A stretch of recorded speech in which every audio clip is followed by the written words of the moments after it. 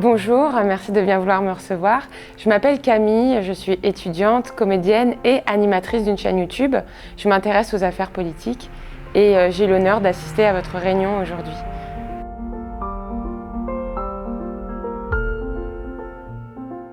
J'ai appris une leçon de vie parce que en tant que croyant, qu'on soit chrétien, juif ou musulman, on est parfois assez centré sur nous-mêmes.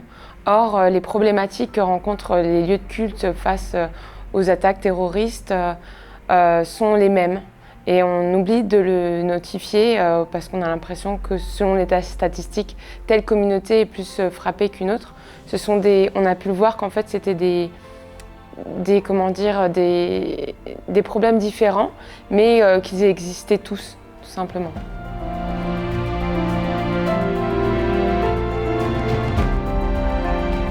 La sécurité en elle-même, c'est-à-dire au niveau des infrastructures surtout, je me suis rendu compte qu'on était sûrement sous-équipés, on n'a pas de caméra, on n'a pas de dispositif.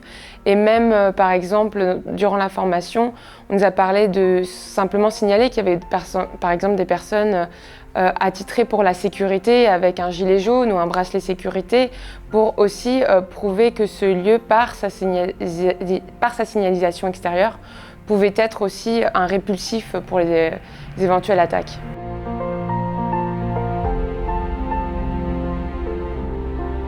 Alors avec la police locale et la police des cultes, j'ai appris, étant française d'origine, installée à Bruxelles, j'ai appris qu'il y avait une police des cultes, chose que j'ignorais. Donc ce qui va être important, c'est de pouvoir parler avec eux. Et aussi, en termes d'assurance, c'est vrai qu'on a appris lors de cette formation que si on pouvait réduire les risques, par exemple avec des vitres filtrées ou des vitres qui ne permettaient pas qu'on voit ce qui se passe à l'intérieur, on pouvait avoir payer moins cher une assurance. Et pour les lieux de culte qui sont assez importants en termes d'espace, de superficie, ça me semble important de pouvoir sécuriser au maximum les établissements afin d'aussi faire face aux coûts qu'on a vus de l'électricité, etc.